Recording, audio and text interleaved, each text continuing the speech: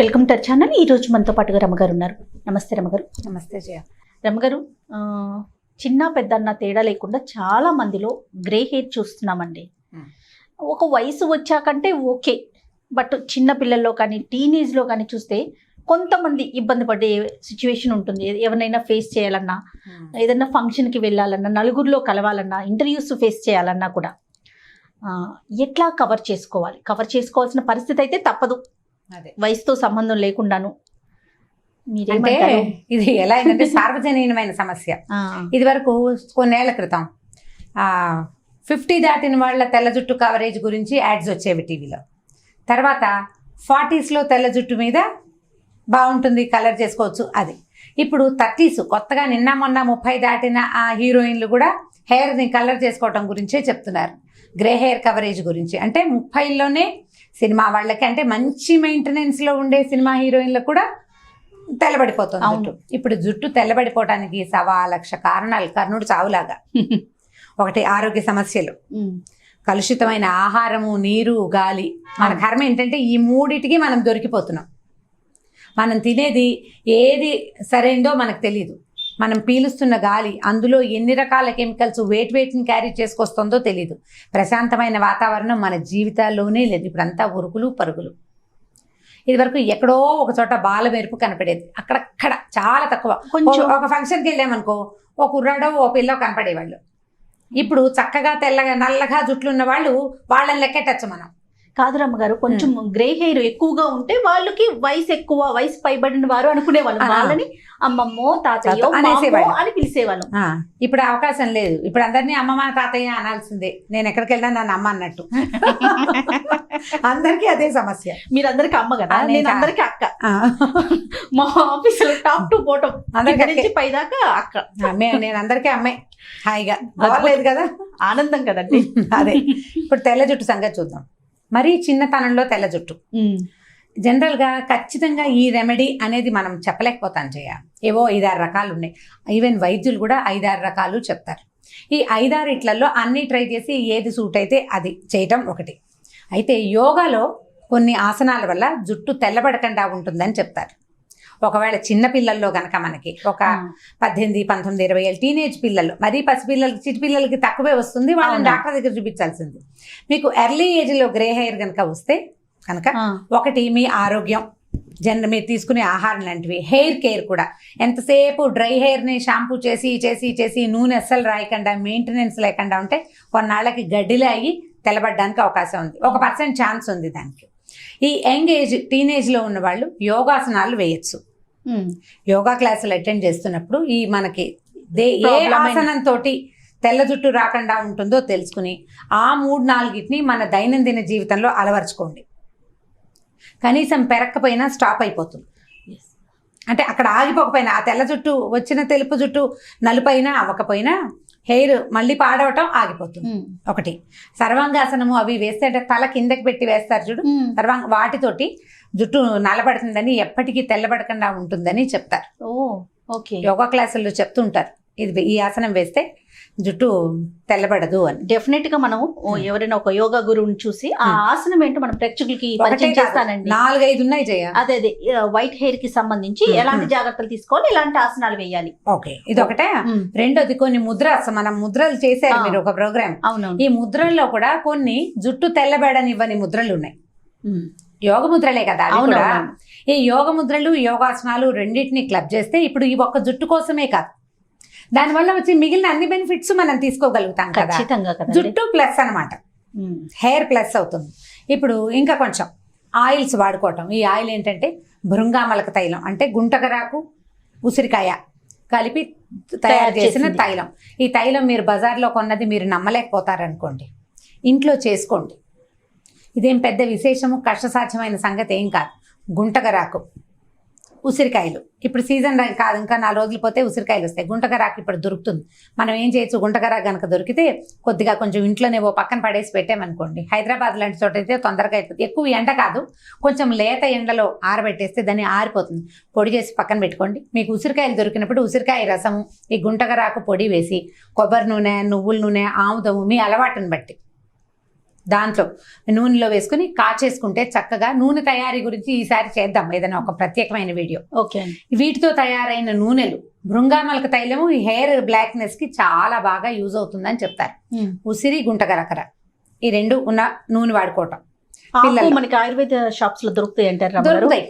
గుంటకరాకు పొడే దొరికేస్తుంది మనకి, భృంగరాజు అంటారు. భృంగరాజు పొడి దొరికేస్తుంది మనకి. ఉసిరికి పొడి, భృంగరాజు పొడి దొరుకుతుంది. రెండు పొడులు కాస్త నానబెట్టి కొంచెం బాగా డికాక్షన్ లాగా చేసి దాన్ని ఎత్తి నూనెలో పోయటం, నూనెని కాచుకోవటం. లేదా రెడీమేడ్ నూనె దొరుకుతుందంటే పిల్లలకి కొంచెం తెల్ల వెంట్రుకలు కనపడుతున్నాయి అని అనిపించినప్పుడు వారానికి 2-3 సార్లు 2 సార్లు ఎలాగో తలకు నూనె రాసుకుని స్నానం చేసే అలవాటు చేయండి. ఆ నూనె ఈ నూనె రాయండి. తర్వాత బాగా దువ్విన కొందికి ఏమవుతుంది, బ్లడ్ సర్క్యులేషన్ బాగా పెరిగి చక్కగా జుట్టు బాగుంటుంది.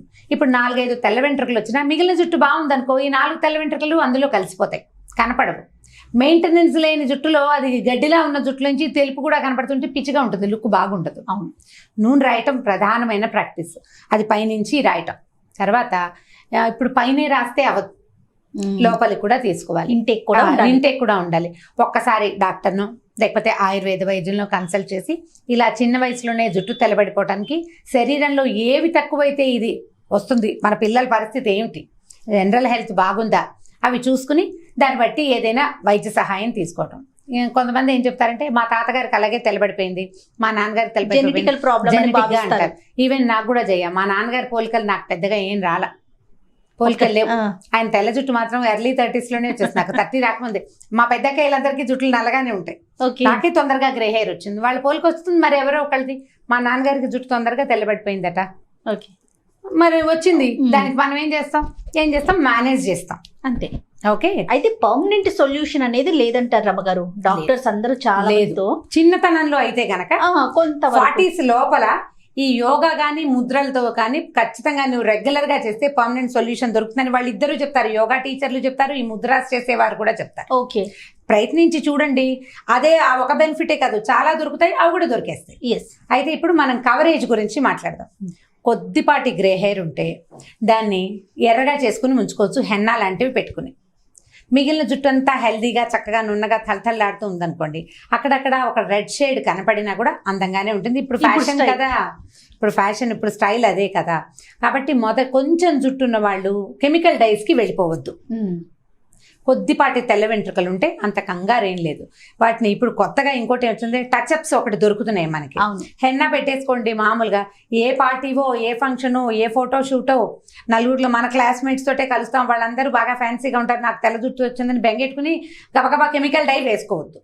కెమికల్స్కి దొరకండి. ఎందుకంటే మనం ఈ పరిస్థితులు సరిగ్గా లేకే మనకు జుట్టు పాడవుతాం, మళ్ళీ స్కిన్ పాడవుతుంది. మళ్ళీ మనం పనిమాలా వెళ్ళి ఇంకోసారి ఆబాయలు ముజే మారని ఎద్దుకు ఎదురెళ్ళటం ఎందుకు? వెళ్ళకుండా అది కవర్ చేసుకుంటే సరిపోతుంది. తాత్కాలికంగా మనకి కొంచెం కనిపించినా కూడా అది ఫ్యూచర్ లో ఏమవుతుందంటే వేరే డిసీజెస్ రావడానికి చాలా అవకాశాలు ఉంటాయి. స్కిన్ ప్రాబ్లమ్స్ వచ్చేందుకు అవకాశం ఉంది. హెయిర్ డైస్ వేటికైనా సరే కెమికల్ కి కాకుండా న్యాచురల్ థింగ్స్కి ప్రిఫరెన్స్ ఇవ్వండి. కొంచెం చేతే చేయ. కెమికల్ డై అంటే ఏముంది, 10 నిమిషాలు ఉన్నాయి, 3 నిమిషాలు ఉన్నాయి, 5 నిమిషాలు ఉన్నాయి, ఒక 40 నిమిషాలు కలర్ చేసుకుంటే అసలు 10-15 రోజుల పాటు జుట్టు చక్కగా అన్నీ వచ్చినాయి. ఇప్పుడు మనం హెన్నా పెట్టడం అనే సరికల్లా 1 గంట ప్రోగ్రాము, అదంతా మెస్, బాత్రూమ్ అంతా చిరాకు. ఓ రోజు ముందు రోజు రాత్రే ప్లాన్ చేసుకుని కలుపుకోవాలి. మగ పిల్లలకి పెట్టలేకపోతాము, వాడు విసుకుంటాడు, వాళ్ళకి టైం సరిపోదు, మనకే టైం చాలదు.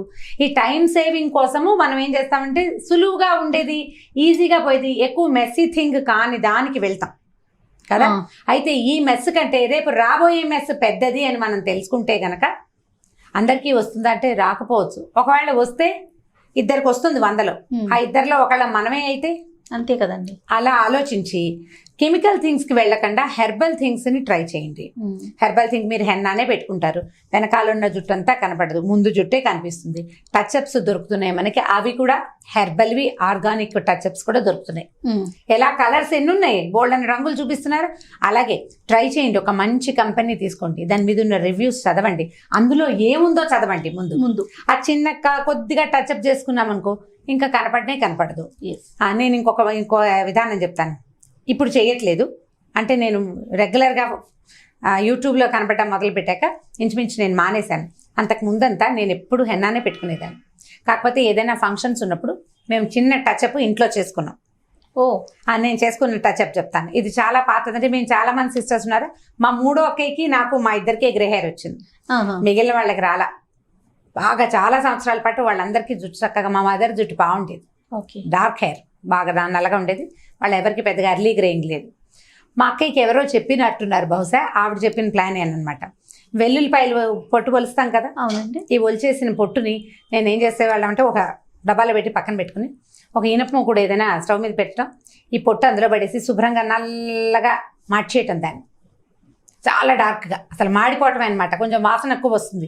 వెల్లుల్లి పొట్టు అవి మాడిస్తే ఇల్లంతా వెల్లుల్లి వాసనే. ఎవరు లేనప్పుడు చేయాలి జాగ్రత్తగా. ఏమీ వేయనవసరం లేదు, డైరెక్ట్గా పొట్టే వేసి దానికి కొంచెం బాగా మాడనివ్వాలి, నల్లగా మాడిపోతుంది. మాడిన తర్వాత అందులో బ్రౌన్గా ఉండనివ్వద్దు, మొత్తం బ్లాక్ అయిపోవాలి. ఓ పూట వదిలిపెట్టేసి దాన్ని అలాగా. తర్వాత దాన్ని ఏం చేశానంటే మిక్సీలో వేసి గ్రైండ్ చేసేసి మెత్తగా నల్లటి మసి తయారవుతుంది. చార్కోల్ పౌడర్ మనకి దొరుకుతుంది మార్కెట్లో. నాకు ఆ చార్కోల్ మీద డౌట్, అందులో ఏముందో అని. ఇదైతే నేనే చేసుకున్నా కదా, నాకు నమ్మకం. సరే, ఈ పొట్టులో ఏం చేసామంటే కొద్దిగా కొంచెం ఆముదం వేసి కాటుకలాగా కలిపేసి ఒక చిన్న డబ్బాలో పెట్టి ఒక హెయిర్ బ్రష్ పెట్టుకుని దాన్ని ఎక్కడికైనా బయటకు వెళ్ళాలంటే కొంచెం ఆయిలీగా ఉంటుంది లుక్, అదేం పెద్ద కనపడదు, కొద్దిపాటి ఆయిలీ లుక్. అదే ఆముదం వేస్తాం కదా. సరే, ఏం చేసేదా దాన్ని ఆ బ్రష్ని అందులో ముంచి కొద్దిగా అలా టచ్ చేసుకోవటం. టచ్ చేసిన తర్వాత దువ్వేసామనుకో ఈ ఆయిల్ కలిసిపోతుంది. ఆ తర్వాత ఏమవుతుంది, మనకి కొంచెం ఆయిలీగా ఉందనుకోండి, ఫేస్ పౌడర్ రాసుకుంటాం కదా, ఒక పఫ్ సెపరేట్ గా పక్కన పెట్టుకోవాలి దీనికోసం. ఆ పౌడర్ పఫ్ని ఎక్కడైతే మనకు ఆయిలీగా ఉందో అక్కడ ఒకసారి అంటించి తర్వాత దులిపేస్తే పౌడర్ రాలిపోతుంది, జిడ్డంతా పోతుంది, కనపడదు, తెల్లగా కూడా కనిపించదు. దీనికోసం ఒక పురాతన పౌడర్ డబ్బా కూడా ఉండేది నా దగ్గర. చాలా సంవత్సరాలు చేశాను చేయను నేను అట్లా. మా జుట్టంతా హెన్నానే ఉండేది, ఎందుకంటే నాకు అర్లీ గ్రేయింగ్. మొత్తానికి బాగోదంటారా రమ్మగారు?